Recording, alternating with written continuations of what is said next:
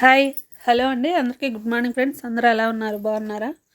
ఈరోజు మన వీడియో వచ్చేసి గుత్తి వంకాయ అండ్ మిల్ మేకర్ కర్రీ అయితే చేస్తున్నానండి. టేస్ట్ మాత్రం చాలా అంటే చాలా బాగుండేది. బగారా రైస్ కానీ చపాతీ కానీ రైస్లో కానీ చక్కగా ఈ కర్రీ అనేది ప్రిపేర్ చేసుకోండి. చాలా అంటే చాలా బాగుండేది.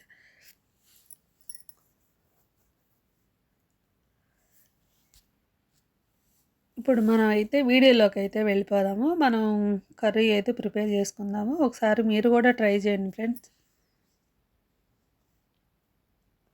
ఆనియన్స్ అయితే పెద్ద ఆనియన్స్ అయితే ఒకటి కట్ చేసుకున్నాను.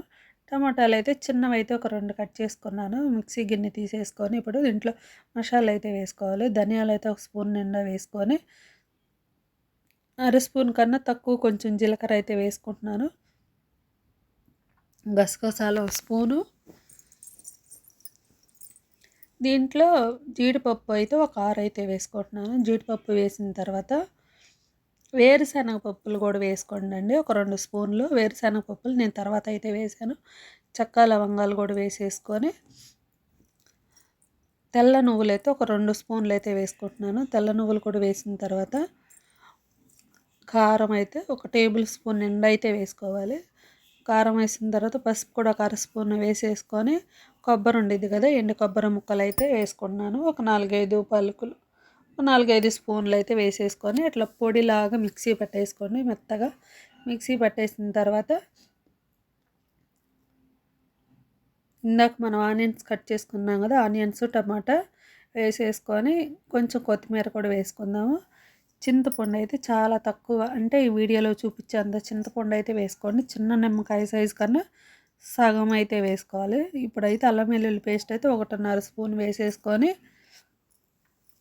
మెత్తగా మిక్సీ పట్టేసుకోండి ఫ్రెండ్స్. వాటర్ ఏమి వేయనవసరం లేదు. వాటర్ వేయకుండానే మెత్తగా మిక్సీ పట్టేసుకోండి. ఇట్లా మెత్తగా మిక్సీ పట్టేసుకొని, చూసారు కదా ఎంత మెత్తగా మిక్సీ పడితే మనకి గ్రేవీ అనేది అంత బాగుంటుంది.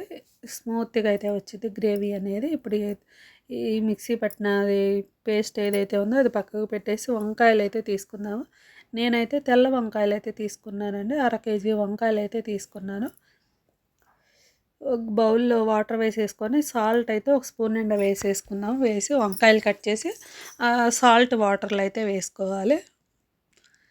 నేను వంకాయలు ఏమి తొడేలు కొంచెం ఫ్రెష్గా ఉంటే తొడేలు కూడా వేసేసుకోండి. అంత ఫ్రెష్గా ఏం లేవు, అందుకే తొడేలు తీసేసాను. ఇప్పుడైతే ఇట్లా 4గా ముక్కలుగా కట్ చేసేసుకొని, పుచ్చులు ఏమైనా ఉన్నా మనకు కనిపిస్తాయి కదా, అట్లా ఇట్లా కట్ చేసేసుకొని ఉప్పు నీళ్ళల్లో వేసుకోండి. నేను తీసుకున్న 1/2 కేజీ వంకాయలు ఒక్కట కూడా పుచ్చు అనేది లేదండి, బాగున్నాయి, ఫ్రెష్గా ఉన్నాయి. ఇప్పుడు స్టవ్ మీద గిన్నె పెట్టేసుకొని ఒక 4 టేబుల్ స్పూన్ నిండా ఆయిల్ అయితే వేసుకోవాలి. ఆయిల్ అయితే చాలా కాస్త ఎక్కువే పట్టిద్దండి ఈ వంకాయ కర్రీకి. ఇప్పుడు ఆయిల్ ఏం కాగనవసరం లేదు. ఆయిల్ కాగకముందే మనం వంకాయలు అయితే వేసేసుకొని మూత పెట్టేసి సిమ్లో పెట్టేసుకోవాలి. సిమ్లో పెట్టేసి మూత పెట్టేసి మధ్య మధ్యలో కలుపుతూ అయితే మంచిగా ఫ్రై చేసుకోవాలండి. ఒక 7-8 నిమిషాలు. మనకి 75% వంకాయలు అనేవి మంచిగా ఫ్రై చేసుకోవాలి. మూత పెట్టేస్తే త్వరగా మగ్గుతాయి మనకి. మూత తీసేసి మధ్య మధ్యలో కొంచెం రెండో వైపు కూడా ఇట్లా తిప్పుకోవాలి.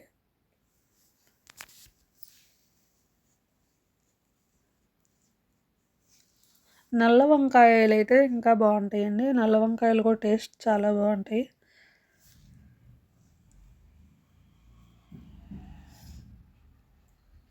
ఇట్లా రెండు వైపు ఇంకొక వైపు కూడా ఇట్లాగే తిప్పేసుకొని మళ్ళీ మంచిగా ఫ్రై చేసుకోవాలి. ఇట్లా కొంచెం మూత పెట్టేసి వంకాయలు అనేవి మనకి 75% ఆయిల్లోనే ఫ్రై చేసుకోవాలి. చూసారు కదా మంచిగా ఫ్రై అయిపోయినాయి. ఇప్పుడైతే ఫ్రై అయిపోయిన వంకాయలన్నీ ముందు తీసేద్దాము.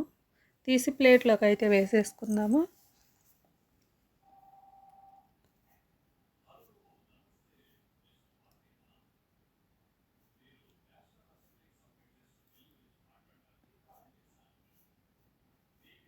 ఇట్లా ఫ్రై అయినాయి కదా, ఈ ఫ్రై అయిన వంకాయలు మొత్తం తీసేసి ఒక 1/2 అవర్ ముందు మిల్ మేకర్ అయితే ఒక కప్పు నిండా నానబెట్టేసుకోవాలండి. వాటర్లో నానబెట్టేసుకుంటే ఒక 1/2 అవర్ ముందు నానబెట్టేసుకొని గట్టిగా పిండి ఈ ఆయిల్లో వేసేసుకొని ఒక 2-3 నిమిషాలు మంచిగా ఫ్రై చేసుకోవాలి. కలర్ కూడా మారిద్ది, మనకి మిల్ మేకర్ కలర్ కూడా మారిద్ది, కొంచెం సైజు కూడా పెరిగిద్ది అట్లా. ఇప్పుడు ఇవి కొంచెం కలర్ మారిన తర్వాత మనం ఇందాక వంకాయలు తీసుకున్నాం కదా, ఆ ప్లేట్లోకి తీసేసుకొని ఈ ఆయిల్లోనే, ఇంక మనం ఆయిల్ అయితే వేయనవసరం లేదు, ఇదే సరిపోయిద్ది మనకి ఆయిల్. ఈ ఆయిల్లోనే ఒక చిటికెడు జీలకర్ర అయితే వేసుకుందాము. జీలకర్ర వేసిన తర్వాత కరివేపాకు అయితే ఒక 3 రెమ్మలు అయితే వేసుకుంటున్నాను నేను. కరివేపాకు అయితే కాస్త ఎక్కువే వేసుకుంటున్నాను. కరివేపాకు వేసిన తర్వాత ఇందాక మనం మిక్సీ పట్టేసాం కదా పేస్ట్, ఆ పేస్ట్ మొత్తం వేసేసుకోవాలి.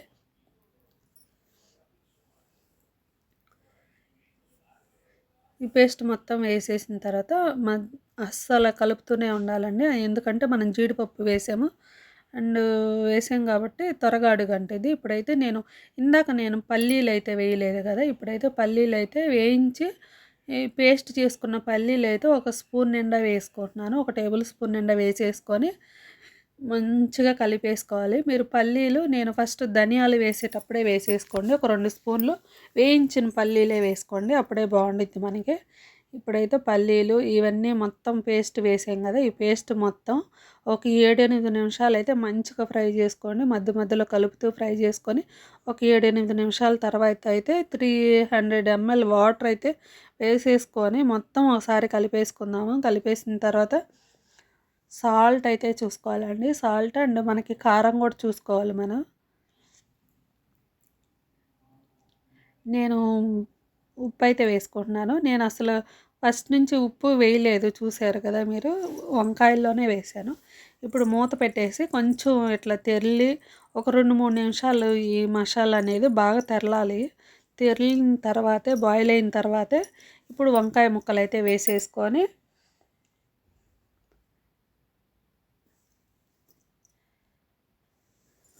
ఒక 7-8 నిమిషాలు, ఒక 5 నిమిషాలు అయితే హైలో పెట్టేసుకోండి ఫ్రెండ్స్. ఒక 5 నిమిషాలు హైలో పెట్టేసి మంచిగా కుక్ చేసుకున్న తర్వాత ఒక 2-3 నిమిషాలు అయితే సిమ్లో పెట్టేసుకోవాలి. పచ్చిమిరపకాయలు అయితే ఒక 5 అయితే వేసుకున్నాను నేను, కొంచెం ఒక 5 వేసుకొని ఇప్పుడైతే సిమ్లో పెట్టేసుకుందాము. పచ్చిమిరపకాయలు వేసిన తర్వాత సిమ్లో పెట్టేసుకొని ఆయిల్ కొంచెం పైకి తేలిన దాకా అయితే కుక్ చేసుకోవాలండి. చూసారు కదా, ఆయిల్ ఎట్లా పైకి తేలుతుంది అన్నప్పుడు లాస్ట్లో ఫైనల్గా మన కొత్తిమీర వేసేసుకొని స్టవ్ ఆపేస్తే వంకాయ మిల్ మేకర్ కర్రీ అయితే రెడీ అయిపోయింది. టేస్ట్ మాత్రం ఎక్సలెంట్గా ఉండేది ఫ్రెండ్స్. వీడియో నచ్చితే మాత్రం తప్పకుండా లైక్ చేయండి, మీరు కూడా ఈ కర్రీ అనేది ప్రిపేర్ చేసుకోండి, టేస్ట్ మాత్రం చాలా బాగుండేది. వీడియో అయితే ఇంతటితో ఎండ్ చేస్తున్నాను ఫ్రెండ్స్. అందరికీ బాయ్ అండి.